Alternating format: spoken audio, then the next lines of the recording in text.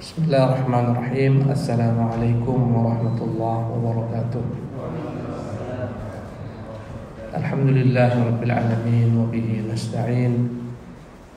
nasta'in ala umuri dunya waddin wa nusalli wa nusallimu ala abdihi wa rasulih Muhammadin wa ala alihi wa sahbihi ajma'in. Amma ba'du. Allahumma iftah alaina hikmatak wa anshur alaina min khazaini rahmatik.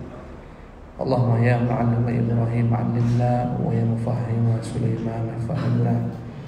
Allahumma ya hayyu ya qayyum bi rahmatika nastaghits aslih sya'nana kullahu wa la takilna ila anfusina tarfata 'ain. Yang saya muliakan kaum muslimin, kaum muslimat, hadirin dan hadirat, alhamdulillah malam hari ini dapat berkumpul bersama selepas melaksanakan aktivitas kita sebagai hamba, salat maghrib berjamaah, dan untuk menunggu waktu isya kita isi dengan kajian. Dan semoga Allah berkahi hari-hari kita, waktu kita. Allah berkahi diri kita, keluarga kita, harta kita, dan orang-orang kita cintai.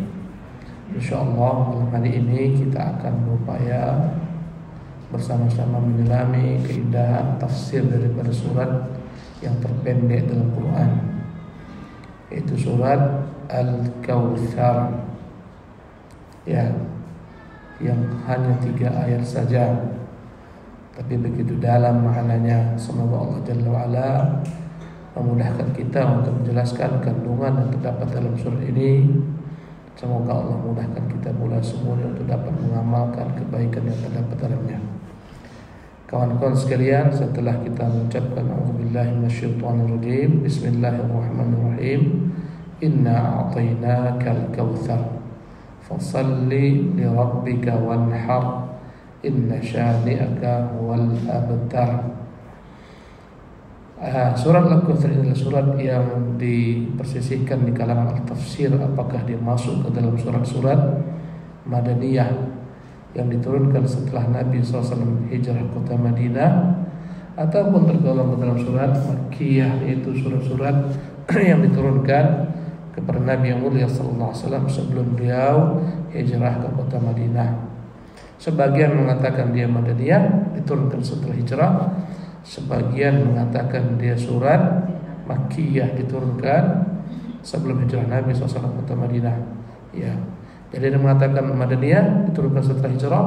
Ada yang mengatakan Makkiyah, diturunkan sebelum hijrah. Kenapa mereka berselisih?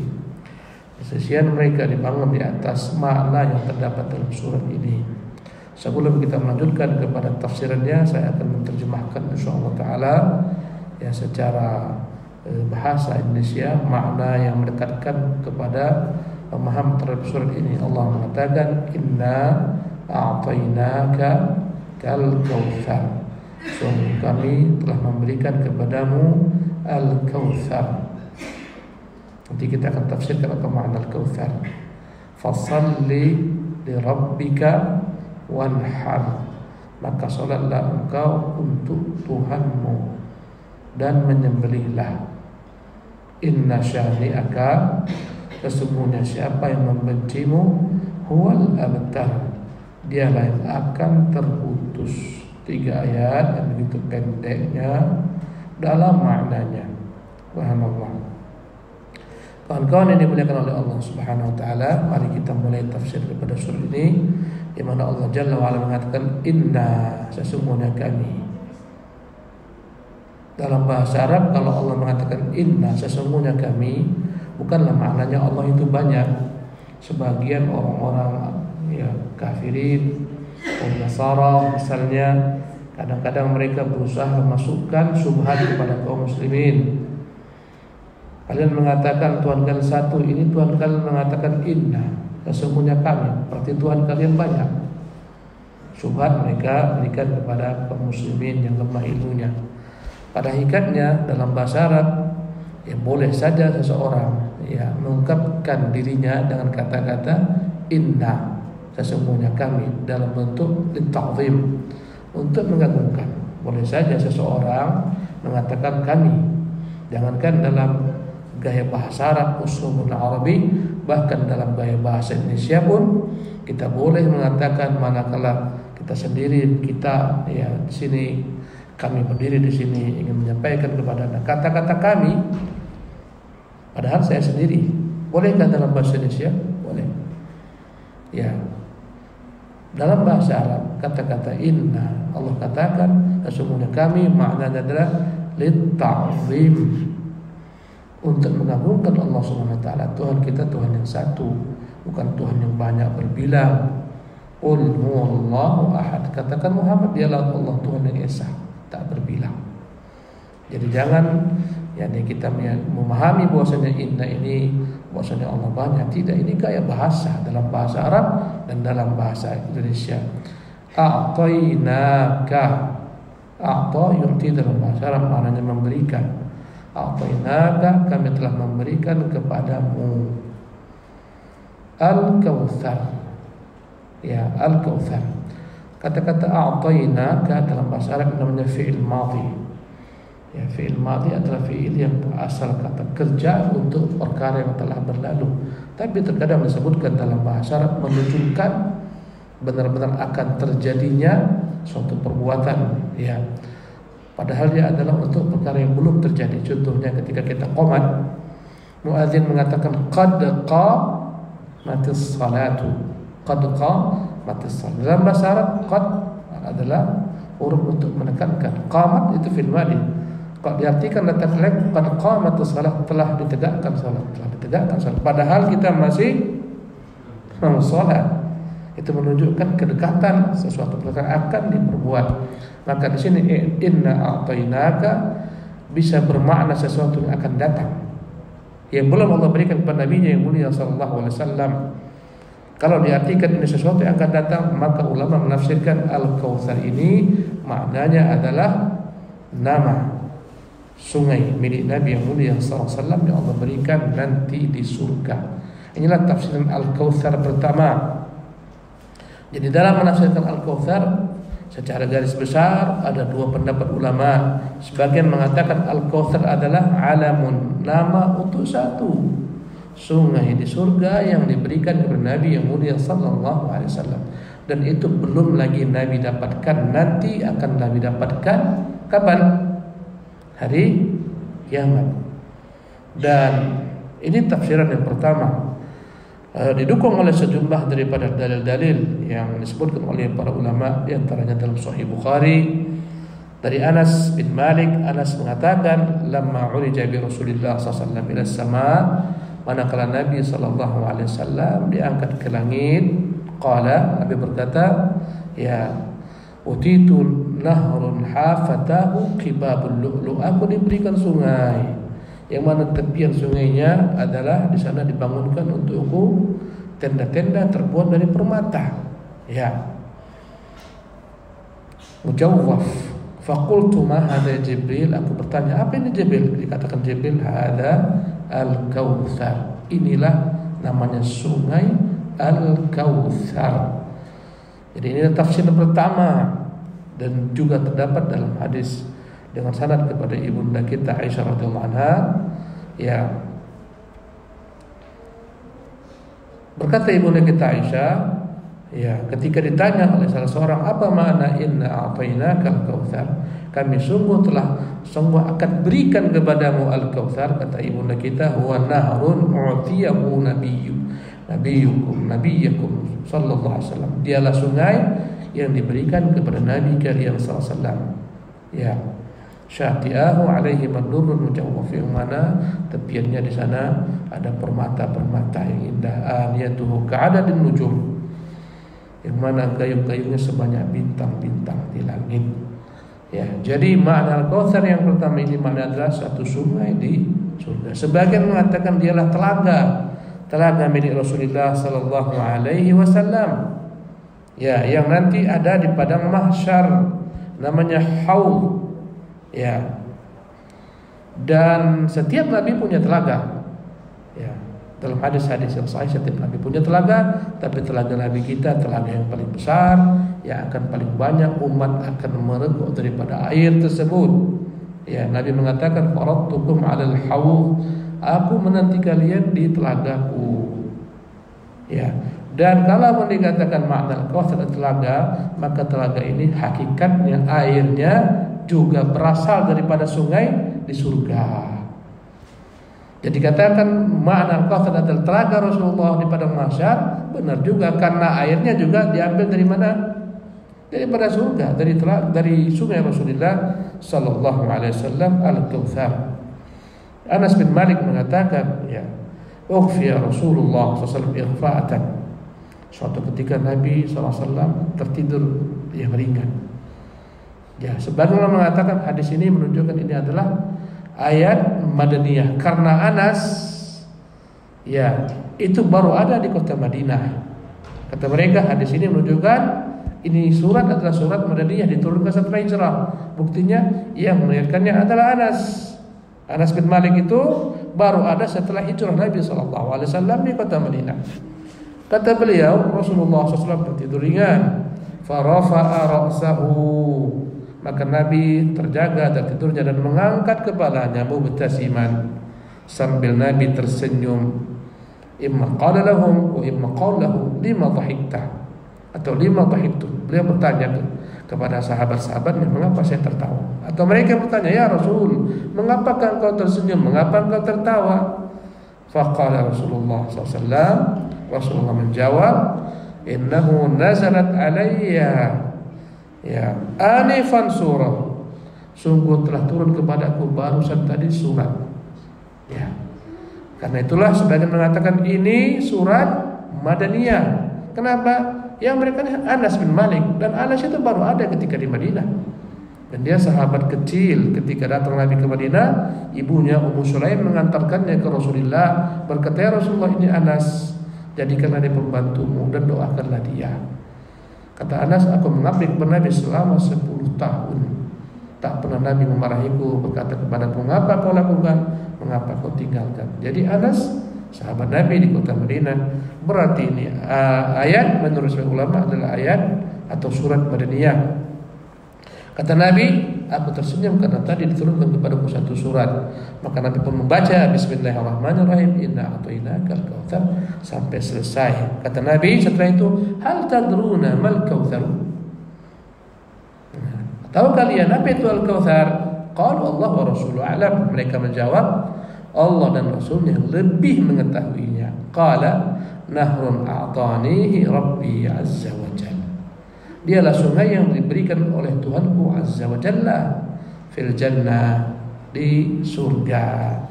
Alaihi khairul katsir, di atasnya banyak sekali kebaikan.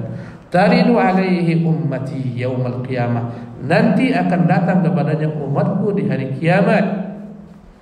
Aniyatuhu adadal kawakib, banyak gayung-gayungnya sebanyak bintang di langit. Yukhtalajul abdu minhum, nanti akan ada seseorang yang akan mendekatinya, tiba-tiba dicampakkan. Sebagaimana termuat dalam riwayat lainnya dalam Sahih Muslim, ketika sebagian umat Nabi ini mendekati telaga Nabi Al-Haud, yang dia merupakan tafsiran daripada Al-Kautsar, menurut sebagian ulama, tiba-tiba ada serombongan orang yang mendekati Al-Kautsar atau Al-Haud ini, mereka dijauhkan, diseret, dicampakkan ke neraka. Maka dalam hadis tersebut Nabi SAW mengatakan, ummati, ummati, umatku ya Allah, mereka umatku. Dalam beberapa riwayat, usayhabi, usayhab, mereka sahabat-sahabatku. Maka dijawab, innaka la tadri ma ahdatsu ba'dak, engkau tak tahu apa yang mereka ada-adakan dalam agama setelahmu, apa yang mereka tambah-tambah daripada agama setelahmu wafat. Maka Nabi berkata, suhqan, suhqan, bu'dan, bu'dan, celakalah mereka, dijauhkanlah mereka. Ini ancaman kepada orang yang menambah-nambah ajaran Nabi SAW. Dia akan terancam, tak akan merenggut telaga milik Nabi di baik di Al-Kautsar maupun nanti di padang mahsyar. Jadi kata Nabi yang mulia SAW, fa'aqulu ya Rabbi innahu min ummati, ku katakan ya Allah, mengapa dia tak dapat, dia umatku. Fayuqalu, dikatakan kepadaku, innaka la tadri ma ahdatsu ba'dak, engkau tak tahu apa yang mereka buat-buat. Ihdaats, arti ihdaats adalah membuat sesuatu yang tak ada, itulah namanya ihdaats. Ba'daka, setelah engkau meninggal. Kawan-kawan sekalian, maka inilah tafsiran yang pertama daripada Al-Kautsar. Dia merupakan sungai di surga yang mancar airnya sampai ke padang mahsyar, ke telaga milik Rasulullah sallallahu alaihi wasallam. Dan jika ditafsirkan Al-Kautsar, berarti kenikmatan ini belum diperoleh Nabi sekarang, nanti akan diberikan oleh Allah Subhanahu wa taala. Allah janjikan kepadanya. Adapun tafsiran kedua, jadi Al-Kautsar itu intinya ada dua tafsir. Pertama maknanya adalah telaga milik Rasulullah atau sungai milik Rasulullah, namanya sungai Al-Kautsar. Dan Al-Kautsar dari kata-kata kathura, banyak. Al-Kautsar adalah kebaikan yang banyak. Adapun tafsiran yang kedua, mereka mengatakan ini bukan alam, ini bukan nama, tapi ini adalah merupakan sifat, bahwasanya Allah telah memberikan kepada Nabi yang mulia sallallahu alaihi wasallam banyak sekali kebaikan. Jika ditafsirkan ini maknanya adalah banyak sekali kebaikan atau kebaikan yang banyak, maka ini sudah dinikmati Nabi sallallahu alaihi wasallam. Sudah didapatkan Nabi sallallahu alaihi wasallam, berarti ya kata-kata a'tainaka, sungguh kami telah berikan kepadamu, ini memang telah diberikan kepada Nabi sallallahu alaihi wasallam. Itu sesuatu yang telah terjadi. Ya, kalau yang tadi belum terjadi. Adapun yang kedua ditafsirkan maknanya adalah kebaikan yang banyak, ini sesuatu yang telah terjadi. Ya, sebagaimana disebutkan oleh tafsir Ibnu Abbas, makna Al-Kautsar adalah al-khairul katsir. Ya, nikmat yang banyak yang diberikan Allah Subhanahu wa taala kepada nabinya yang mulia sallallahu alaihi wasallam. Ya, kawan-kawan sekalian, pendapat yang lebih benar daripada pendapat ini semua, dan inilah pendapat yang ketiga, bahwasanya semua pendapat di atas adalah benar adanya. Al-Kautsar dialah telaga dan sungai yang dimiliki Nabi SAW nanti di surga, dan Al-Kautsar juga merupakan kebaikan yang banyak, kenikmatan yang banyak Allah berikan kepada Nabi SAW. Sebagaimana tafsir Sa'id bin Jubair radhiyallahu anhu, dia mengatakan, apa masalahnya jikalah Al-Kautsar bagian daripada kebaikan yang banyak itu sendiri. Jadi Al-Kautsar juga bagian daripada kebaikan yang banyak yang diberikan oleh Allah Subhanahu wa taala. Kalau muncul pertanyaan, kebaikan apa yang diberikan kepada Rasulullah SAW? Kebaikan apa yang banyak? Luar biasa banyaknya kawan-kawan sekalian. Ya, di antaranya dia diangkat sebagai Rasul, dipilih Allah sebagai orang terbaik, Sayyidu Walad Adam, pemimpin untuk semua anak Adam. Ya, kata Allah, wala sawfa yu'tika rabbuka fatarda, dalam surah Ad-Duha, Tuhanmu pasti akan berikan kepadamu yang engkau cintai. Dialah nikmat menjadi nabi, nikmat membawa agama Islam sebagai agama penutup para nabi dan rasul. Ya, banyak sekali keutamaan yang Allah berikan kepada Nabi yang mulia sallallahu alaihi wasallam. Ya, di antaranya dalam surat Ad-Duha, ya, wa rafa'na laka dzikrak, wa rafa'na laka dzikrak, kami angkat penyebutan tentang dirimu. Kawan-kawan sekalian, tidak ada makhluk yang paling banyak disebut sebagaimana Nabi kita yang mulia sallallahu alaihi wasallam. Setiap hari dari menara-menara masjid, dari mikrofon corong-corong masjid senantiasa diserukan oleh beliau, asyhadu anna Muhammadan Rasulullah. Di mana ada matahari masuk, di sana ada cahaya, di sana ada Islam, di sana disebutkan Nabi yang mulia sallallahu alaihi wasallam. Wa rafa'na laka dzikrak, sungguh kami angkat derajatmu Muhammad. Wada'na anka wisrak, kami jauhkan, kami ringankan bagimu segala macam beban di dunia ini. Ya, luar biasa. Allah katakan, fa inna ma'al usri yusra, apapun kesulitan yang kau dapatkan wahai Muhammad, setelahnya akan ada kemudahan. Subhanallah. Di antara kebaikan Allah berikan, Allah jadikan bagian negeri sebaik-baik negeri, dan sanalah dia dilahirkan. Dialah al-baladul amin, sebagaimana termuat ya dalam surat Al-Qur'anul Karim, surat At-Tin, wat-tini waz-zaitun wa turi sinin wa hadzal balad al-amin, demi ini negeri yang aman. Itu negeri siapa? Negeri Rasulullah SAW dilahirkan, dan itulah kibat kaum muslimin. Di sanalah datang wahyu pertama dalam Islam. Ya, negeri yang paling baik di antara seluruh negeri, yang tak ada negeri semacam itu. Salat di Masjidil Haram berapa kali dibandingkan dengan masjid lain? 100.000 kali. Subhanallah. Di antara kebaikan yang Rasul berikan, yang diberikan Allah kepada Nabi adalah malam Lailatul Qadar. Ya. Inna anzalnahu fi lailatul qadar. Tak ada malam ini Allah turunkan kepada nabi-nabi sebelum kita, hanya untuk Nabi yang mulia sallallahu alaihi wasallam, malam yang lebih baik daripada 1000 bulan. Subhanallah. Ya, Allah menjadikan lagi umat Muhammad umat yang terbaik sebagaimana termuat dalam surat Al-Bayyinah. Ya, di mana Allah jelaskan dalam surat Al-Bayyinah, Allah meridai umat Islam radhiyallahu anhum, mereka berridha kepada Allah Subhanahu wa taala. Ya, dalam surah Al-Zalzalah Allah beritahukan kepada Nabi di antara kenikmatannya, Allah beritahukan Allah akan senantiasa menjaga segala macam amalan yang diperbuat oleh kaum muslimin, walaupun sebesar darah, sebesar biji sawi kebaikan Allah akan tuliskan. Faman ya'mal mithqala dzarratin khairan, yang ini kebaikan. Subhanallah. Ya. Dalam surah At-Takatsur juga Allah berikan kepada Nabi yang mulia SAW berbagai macam bentuk kenikmatan, di mana di situ disebutkan bagaimana Allah SAW mendidik Nabi yang mulia SAW. Ya. Dan kawan-kawan sekalian, alangkah banyaknya berbagai macam bentuk kebaikan demi kebaikan yang diberikan kepada Nabi yang mulia SAW. Luar biasa banyaknya, tak terhingga. Karena itulah layak Allah mengatakan inna a'tainakal kautsar. Di antaranya kata Nabi yang mulia sallallahu alaihi wasallam, ya, bahwasanya aku diberikan kepadaku apa-apa yang tak diberikan kepada nabi-nabi sebelumku. Subhanallah, ini bentuk kebaikan. Ya. Wa'titu khamsan lam yu'tahunna nabiyyun qabli. Aku diberikan 5 perkara yang tak pernah diberikan kepada nabi-nabi sebelumku. Ini kebaikan. Ya, kata Nabi yang mulia SAW, nusirtu birru'bi masirata syahrin. Aku itu Allah tolong dengan rasa takut musuhku kepadaku perjalanan 1 bulan.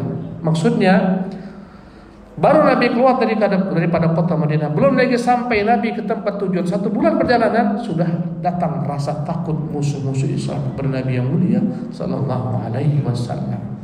Lihat pada peristiwa perang Uhud, setelah kaum muslimin terbunuh 70 orang mereka datang kota Madinah tanpa ada luka-luka.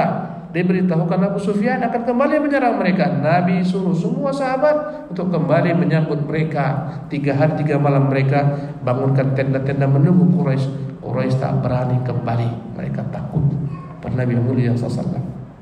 Tengok bagaimana Romawiya yang begitu banyak jumlahnya, ketika Nabi keluar untuk perang Tabuk, mereka tak berani menghadapi Nabi yang mulia sallallahu alaihi wasallam. Ini hanya spesial Allah berikan kepada Nabi yang mulia sallallahu. Allah tanamkan rasa takut di hati musuh-musuh mereka.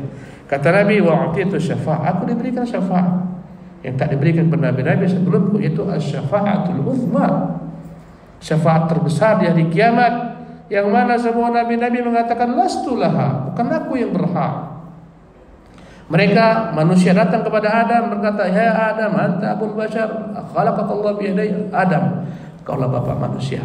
Allah ciptakan engkau dengan 2 tangannya. Allah perintahkan malaikat sujud kepadamu. Tidakkah engkau lihat bagaimana kondisi kami ini? Karena orang-orang menanti persidangan dalam hari begitu banyaknya, kawan-kawan sekalian. Subhanallah. Mereka menanti di sidang 50.000 tahun untuk hitungan hari dunia. 50.000 tahun mereka menunggu. Mereka datang kepada Adam. Adam mengatakan, lastulah, bukan aku yang berhak untuk itu.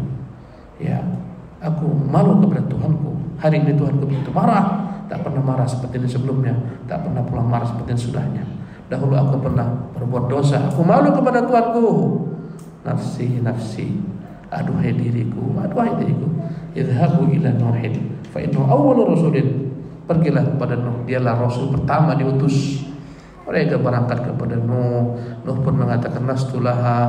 Kata Nuh, pergilah kan kepada Ibrahim. Mereka pergi kepada Ibrahim. Kata Ibrahim, lastulaha, bukan aku yang berhak. Berangkatlah kan, pergilah kepada Musa. Mereka pergi kepada Musa. Musa mengatakan lastulaha, pergi kepada Isa. Isa mengatakan lastulaha, mereka pergi kepada Muhammad. Kata Isa, pergilah kepada Muhammad, dialah rasul terakhir Allah utus. Maka Nabi mengatakan analah. Kala itu di hari kiamat Nabi mengatakan aku yang berhak untuk itu. Maka Nabi pun sujud di bawah arsy Allah Subhanahu wa taala. Kala itu Allah ilhamkan kepada Nabi berbagai macam nama-nama Allah yang indah, al-asmaul husna yang belum pernah diajarkan sebelumnya. Kemudian setelah Allah katakan, ya Muhammad irfa' ra'sak, Muhammad sekarang bangunlah, angkat kepalamu, berilah syafaat. Maka dengan itulah Nabi memulai, dengan syafaatnya dimulailah persidangan. Itulah namanya al-maqam al-mahmud, kedudukan yang terpuji. Asa an yab'atsaka rabbuka maqaman mahmuda. Semoga Tuhan memberikan kepadamu kedudukan yang terpuji. Itulah maqamus syafa'atul uzma. Hanya dengan Nabi dimulai persidangan di hari kiamat. Dan ini kebaikan yang besar. Di antaranya kata Nabi, wa halal liyal ghanaim, atau hilal liyal ghanaim, dihalalkan untukku harta rampasan perang. Sebelum Nabi SAW diutus, setiap Nabi bila mana mereka berperang, kalau mereka menang, dikumpulkan semua harta rampasan perang, turunlah dari langit api membakar semua harta rampasan perang tersebut. Tandanya Allah terima, tak boleh mereka ambil. Pernah pada zaman Bani Israel ada yang menyembunyikan harta rampasan perang, tak turun-turun Nabi menyambar. Sehingga ketika itu Nabi memerintahkan, Nabi mereka memerintahkan setiap kabilah perwakilan satu orang datang bersumpah tidak ada pengikutnya, kaumnya, kelompoknya dari kabilah tersebut yang mencuri. Satu persatu datang, ya, berjanji tidak ada mereka yang mencuri. Sampai akhirnya ada satu orang datang membawa emas sebesar kepala kerbau yang dia curi. Diletakkanlah, turunlah api membakar. Tak dihalalkan untuk sebelum kita harta rampasan perang. Allah halalkan untuk Nabi kita yang mulia sallallahu alaihi wasallam. Kata Nabi, ju'ila rizqi tahta rumhi, dijadikan rezekiku di bawah kilatan tombakku sallallahu alaihi wasallam. Kata Nabi, ya walam takun tahil li ahadin qabli, tak pernah dihalalkan kepada orang-orang sebelumku. Wa kana an-nabi yub'atsu liqaumihi khassah, setiap nabi dikirim untuk kaumnya semata. Ya, fa bu'itsu lin-nasi kafah, tapi aku diutus untuk seluruh manusia. Allahu Akbar. Isa kepada Bani Israel, Lut kepada kaumnya, Syuaib kepada kaumnya, Saleh kepada kaumnya, masing-masing kepada kaumnya, kecuali Nabi kita untuk seluruh makhluk, bangsa manusia dan bangsa jin. Kemudian kata Nabi SAW, wa ju'ilat liyal ardu masjidan wa tahura, untukku dikhususkan seluruh bumi ini bisa menjadi alat bersuci dan bisa dikerjakan pada salat. Ya, fa ayyuma rajulin adrakathu salatu falyusalli, dimanapun umatku mau salat, dia boleh salat. Tak ada air, boleh bertayamum. Tak ada syarat tamu untuk Nabi sebelum kita, enggak ada. Dan setiap Nabi sebelum kita dan umatnya, mereka hanya boleh sholat di tempat-tempat yang mereka bangun padanya, tempat-tempat ibadah, ya, kuil-kuil dan semacamnya, mihrab. Mereka tak boleh sholat dimanapun kecuali tempat yang mereka khususkan. Tapi untuk Nabi yang mulia SAW, semua tempat di dunia ini kita boleh sholat, kecuali dua. Apa yang tak boleh sholat padanya? Satu, kuburan. Yang kedua, kamar mandi. Kamar mandi tempat yang dalamnya ada najis, tentunya dilarang sholat di sana. Adapun kuburan adalah perkara yang dilarang karena akan mendatangkan najis ma'nawi berupa kesyirikan. Kalau sholat di kuburan berbahaya, dikhawatirkan akan muncul kesyirikan, orang sujud di kuburan dan semacamnya. Lambat laun dia mengagungkan makhluk yang ada di sana, bukan lagi Allah Subhanahu wa taala. Kawan-kawan yang dimuliakan oleh Allah Subhanahu wa taala, ini tafsir inna a'tainakal kautsar.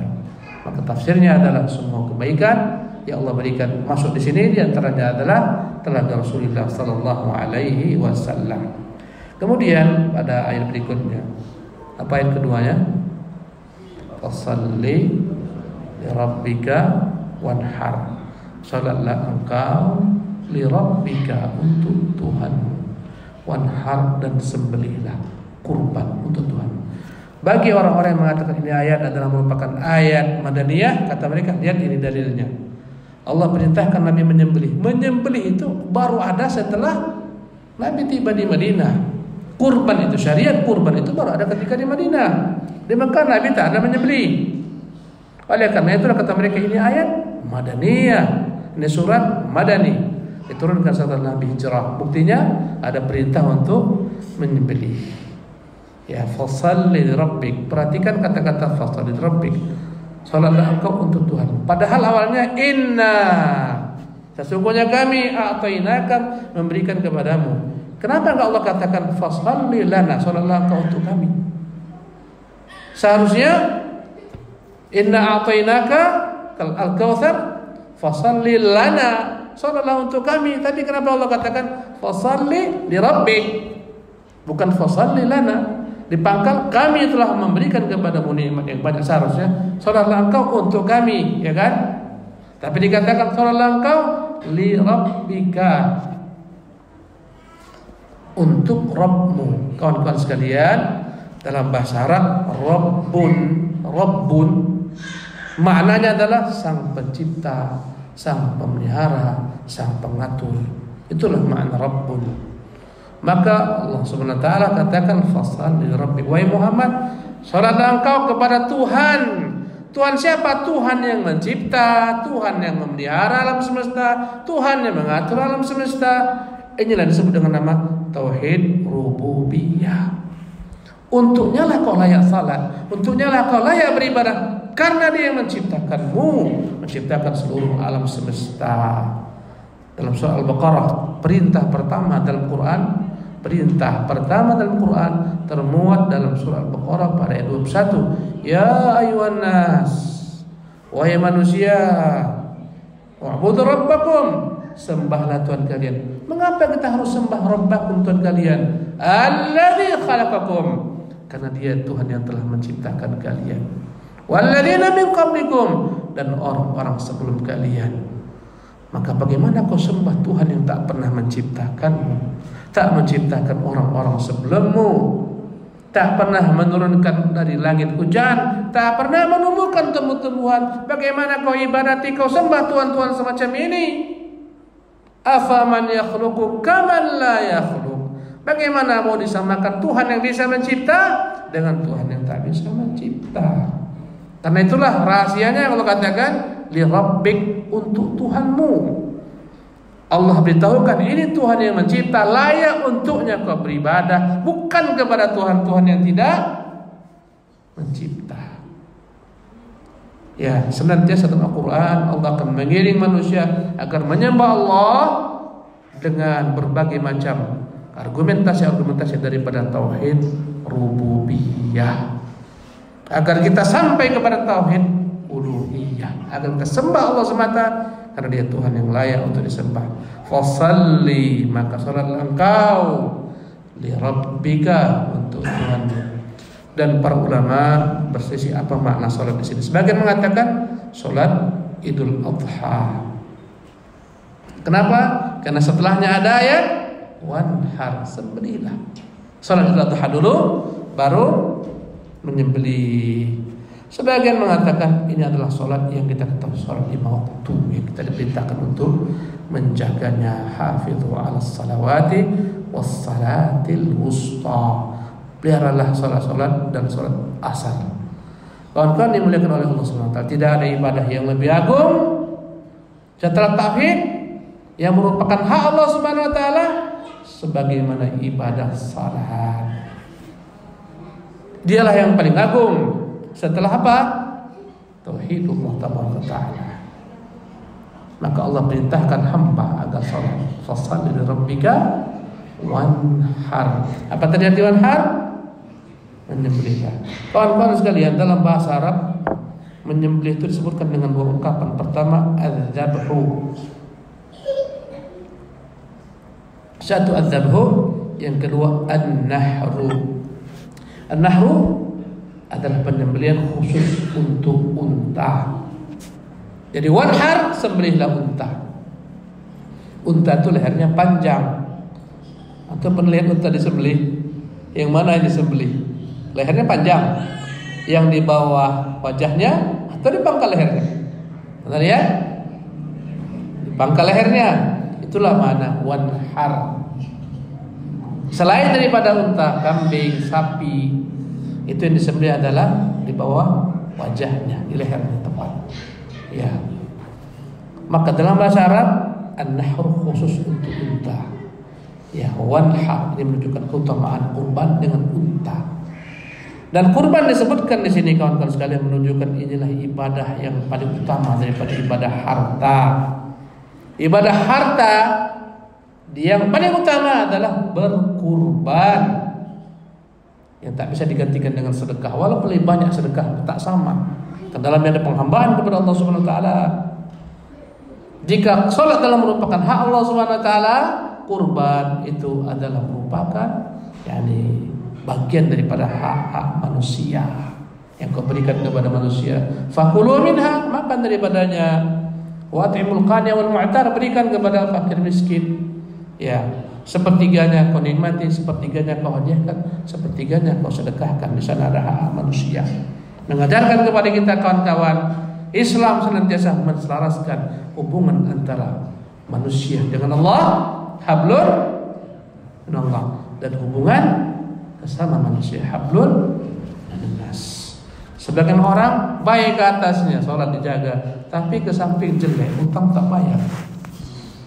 Musibah ini. Ya, hablun minannas jelek. Ya, bertetangga jelek, adabnya jelek. Tak boleh demikian. Islam mengajarkan engkau wa aqimus salata wa atuz zakata. Tunaikan salat, keluarkan zakat. Zakat hak hamba. Salat hak Allah Subhanahu wa taala, selaraskan. Ya. Allah menguji kita berbagai macam ujian. Ibadah itu banyak, ada ibadah yang merupakan hakikat intinya kita persembahkan untuk Allah Subhanahu wa taala, ada ibadah untuk Allah niatnya, tapi dia diserahkan kepada makhluk.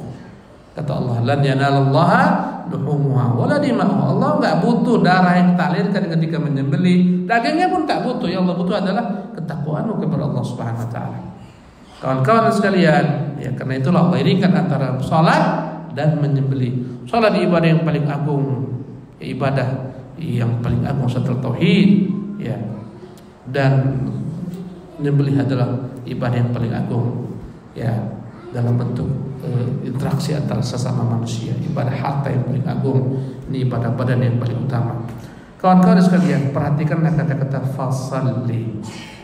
Ya, sesungguhnya kami telah berikan kepadamu Muhammad nikmat yang banyak, kebaikan yang banyak. Di sini kata ulama as-sababiyah. Dengan sebab segala macam kenikmatan ini, kebaikan yang banyak ini, nanti kuberikan kepadamu telaga di Al-Kautsar. Hendaklah kau pandai-pandai bersyukur. Syukurmu kerjakan salat, syukurmu menyembelih. Dalam Quran, kawan-kawan sekalian, tiap kala Allah SWT setelah menunjukkan nikmat-nikmatnya kepada hamba, Allah perintahkan hamba untuk bersyukur, mensyukurinya, ya, supaya kawan-kawan sekalian benar-benar hamba itu menjadi hamba yang dicintai Allah SWT. Tiap kali ada nikmat, kau syukuri. Maka tanda-tanda orang mensyukuri nikmat adalah orang yang menjaga salatnya dan menjadi syukur dengan nikmat Allah berikan kepadanya. Ya, yang tak menjaga salat itu orang tak pandai bersyukur kepada Allah Subhanahu wa taala. Ada orang tak mau berkurban, itu orang tak pandai bersyukur kepada Allah Subhanahu wa taala.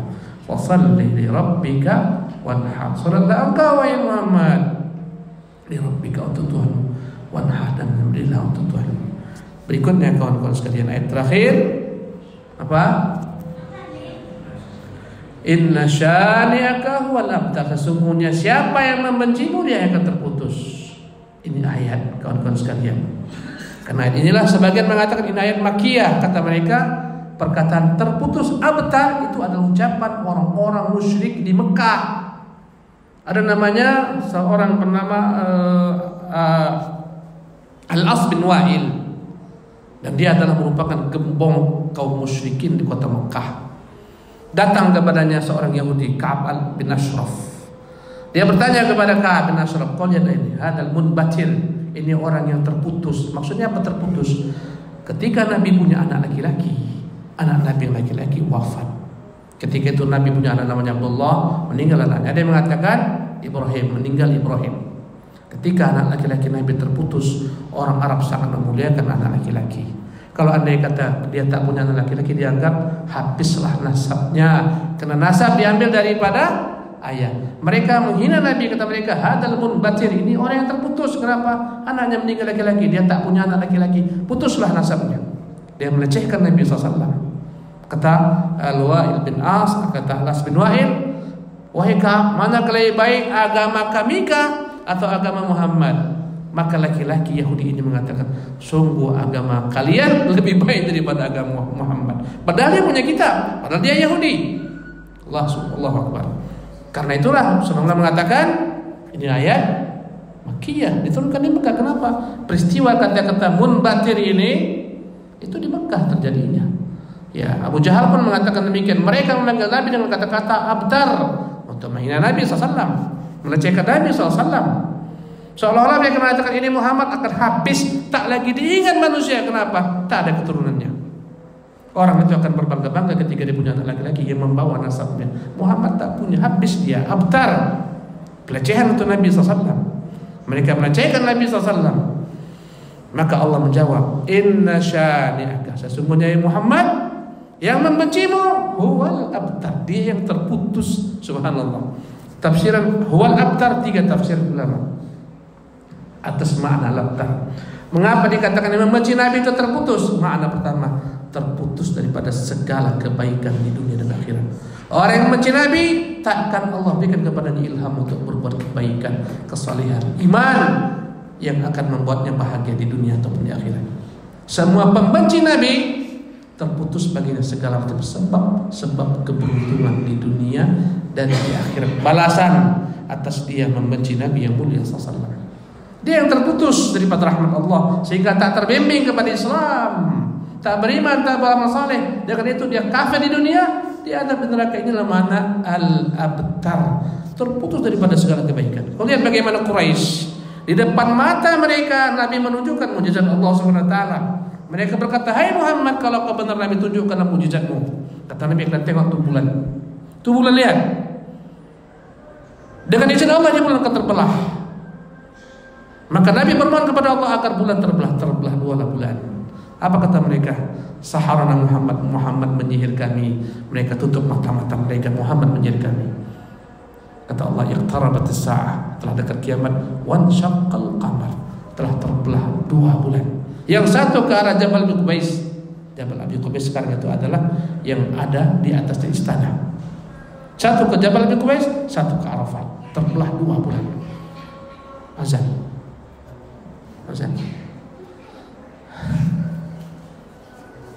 Antum ajan dulu, nanti lanjutkan sebentar, boleh? Fadhal, silakan azan. Bismillah, alhamdulillah, wassalatu wassalamu rasulillah, la haula wala quwwata illa billah, ma ba'du. Jadi kawan-kawan sekalian, makna al-abtar tadi saya sebutkan 3 makna. Yang pertama adalah al-abtar adalah orang yang terputus daripada segala macam bentuk kebaikan dunia dan akhirat. Yang kedua, makna al-abtar adalah akan terputus segala macam bentuk penyebutan tentang dirinya. Mati, selesai, tak akan diungkapkan manusia lagi, tak akan disebut manusia lagi. Kalau pun disebutkan dengan keburukan. Mereka mengatakan Nabi ini abtar, artinya Nabi ini habis. Dia tak akan, nanti mati dia selesai, tak akan dikenal orang lagi, tak akan diingat-ingat orang lagi. Apa yang mereka inginkan terbalik, nama Nabi Allah angkat. Wa rafa'na laka dzikrak, kami angkat, sungguh kami telah angkat wahai Muhammad, laka bagimu dzikraka, penyebutan dirimu. Subhanallah. Mana Al-As bin Wa'il hilang, mana Abu Jahal hilang. Kalau pun disebutkan dengan celaan. Mana Abu Lahab disebutkan dengan celaan. Tabbat yada Abi Lahab wa tabba, sungguh celaka kedua batang Abu Lahab. Makna terputus kedua, habis, tak akan pernah dikenal manusia selama-lamanya. Habis, ditimbun dalam buku-buku sejarah. Kalau pun disebutkan dengan keburukan. Adapun Nabi yang mulia SAW disebutkan dengan kebaikan. Subhanallah. Kawan-kawan sekalian, ini makna kedua. Ya. Dan makna kedua ini jangan kita kira hanya untuk Nabi saja, tidak. Makna warafa'na laka dzikrak, kami angkat penyebutan dirimu wahai Muhammad, bukan hanya untuk Nabi, tapi setiap umatnya yang berjuang dengan tulus ikhlas memperjuangkan agar tegaknya agama Nabi, agar tegaknya sunnah Nabi SAW. Allah akan angkat nama mereka, muliakan nama mereka. Coba siapa yang tak mendengar nama Bukhari Muslim? Tak ada. Semua orang mendengar Bukhari Muslim. Subhanallah. Anak-anak kecil pun tahu Bukhari Muslim. Subhanallah. Ini buah daripada mereka mengangkat sunnah Nabi. Allah angkat mereka. Mereka kekalkan sunnah Nabi dalam buku-buku mereka. Allah kekalkan sunnah mereka selama-lamanya dibaca manusia. Dan setiap orang-orang yang mengangkat agama Nabi SAW, Allah akan kekalkan mereka. Kau lihatlah bagaimana para imam Syafi'i, Malik, Ahmad, Abu Hanifah kekal murid-murid Syafi'i rahimahullah, Nawawi rahimahullah, dan lain-lainnya kekal nama mereka. Mengapa? Jawabannya mereka angkat sunnah Nabi yang mulia SAW. Kebalikannya, bukan setiap orang yang membenci Nabi saja akan rusak di masanya. Sepanjang zaman siapapun yang membenci Nabi, memusuhi Nabi, akan terputus daripada rahmat Allah SWT. Tak diberi petunjuk untuk memperoleh iman, kebaikan dunia dan akhirat, akan terputus penyebut tentang dirinya. Subhanallah. Ya, inna syani'aka huwal abtar, yang mencimu dia akan terputus. Yang ketiga makna labtar adalah Allah akan mendatangkan kepadanya azab. Ya, manakala dia mengatakan Nabi terputus daripada rahmat Allah Subhanahu wa taala, Nabi akan dilupakan manusia, maka sebaliknya dia yang dilupakan manusia, Nabi diangkat Allah Subhanahu wa taala, dan Allah akan mendatangkan azab kepada siapapun yang membenci Nabi yang mulia sallallahu alaihi wasallam. Kau lihat bagaimana azab yang menimpa kaum musyrikin manakala mereka membenci Nabi. Abu Lahab Allah azab. Abu Lahab itu ketika mati, tak ada seorang pun yang mau dekat dengannya. Abu Lahab, paman Nabi sendiri, anak-anaknya pun tak mau, dia membawa penyakit menular. Bagaimana menguburkannya? Mereka jolok bahasa Indonesia. Mereka dorong pakai galang supaya masuk ke dalam kuburnya, karena bahaya. Bau busuk Abu Lahab, anak-anaknya dari jauh. Subhanallah. Tengok Abu Jahal, tengok Umayyah bin Khalaf, semua yang mereka perbuat kejahatan kepada Nabi SAW, Allah habisi mereka, Allah hukum mereka. Ketika perang Badar habis mereka semua binasa. Ya, dimasukkan ke dalam sebuah sumur di Badar. Nabi menyuruh nama mereka satu persatu. Hai Abu Jahal, hal wajadta ma wa'adaka rabbuka haqqan, dapatkah engkau apa yang dijanjikan oleh Tuhanmu itu benar? Inni wajadtu ma wa'ada rabbi haqqan, aku telah mendapati apa yang dijanjikan Tuhanku kepadaku. Di sana terkuburlah Abu Jahal, di sana terkuburlah Umayyah bin Khalaf, di sana Rabi'ah, Syaibah, semua terkubur. Mereka yang musuh Nabi, Allah azab mereka. Dan itu bukan hanya berlaku untuk masa Nabi, sepanjang zaman. Sepanjang zaman yang musuh Nabi, Allah azab. Tengok, presiden itu adalah orang yang paling tinggi suatu negeri. Gara-gara melecehkan Nabi, ditempeleng oleh, subhanallah, ditempeleng oleh rakyatnya, ada dipecahkan telur ke atas kepalanya dan semacamnya. Itu baru azab di dunia. Maka ikhwati fillah rahimakumullah, tak usah khawatir, agama Allah tolong. Siapa yang menolong agama Rasulullah akan diangkat, dimuliakan, harum namanya, bahkan akan dikenal setelah matinya. Siapapun yang coba-coba menghina Nabi, menghina sunnahnya, memerangi sunnahnya, menjauhkan manusia daripada sunnahnya, menghalang-halangi sunnahnya, pasti dia akan al-abtar, pasti dia akan terputus. Tidak usah khawatir, agama Allah yang tolong. Ya, kau tolong agama Allah, Allah akan tolong kau. Kau angkat sunnah Nabi, kau diangkat Allah Subhanahu wa taala. Coba-coba kau halangi sunnah Nabi, engkau akan dicampakkan, engkau akan terputus daripada kebaikan dunia akhirat. Kau akan merugi. Tapi Allah petunjuk hidayah untuk mengamalkan sunnah Nabi-Nya, Allah akan menghilangkan zikir tetap. Subhanallah. Ada dua Ahmad. Satu Ahmad bin Hanbal, dua Ahmad bin Abi Duat. Sama-sama namanya Ahmad. Di masa imam-imam Mu'tazilah menjadi penguasa, di masa Al-Ma'mun, di masa Al-Mutawakkil ala Allah, Ahmad bin Abi Duat paling tinggi pangkatnya. Bahkan dia menyuruh berkali-kali kepada penguasa, kau bunuh Ahmad ini, aku yang nanggung darahnya. Ini orang murtad, bunuh dia. Ahmad bin Abi Duat. Subhanallah. Betapa menguasai manusia dia, bahkan ulama-ulama semua takluk tunduk, harus mengikuti perkataan Ahmad bin Abi Duat. Quran itu makhluk, bukan kalamullah. Tapi apa dampaknya? Ahmad bin Abi Duat akhirnya diazab oleh Allah Subhanahu wa taala. Diazab mati dengan menggenaskan, terkena penyakit yang membuat badannya busuk, bau. Subhanallah. Ahmad bin Hanbal hidup sepanjang masa. Kenapa? Ini mengangkat sunnah, ini menghinakan sunnah. Subhanallah. Pelajaran dalam kehidupan, kalau kau ingin diangkat oleh Allah Subhanahu wa taala, kau bantu sunnah Nabi tegak. Perjuangkan sunnah Nabi, diamalkan oleh manusia. Ya, bantu agar sunnahnya tegak. Dengan semua daya upayamu, Allah akan mengangkat derajatmu. Bila mana sebaliknya kau coba-coba melemahkan sunnah Nabi, menjadi penghalang bagi sunnah Nabi, siap-siaplah. Inna syani'aka wal abtar, tunggu datang azab kepadamu. Wallahu ta'ala alam. Wassallallahu wasallam wa barak ala abdihi wa rasulih Muhammad wa akhir da'wana alhamdulillahi rabbil alamin. Assalamualaikum warahmatullahi wabarakatuh.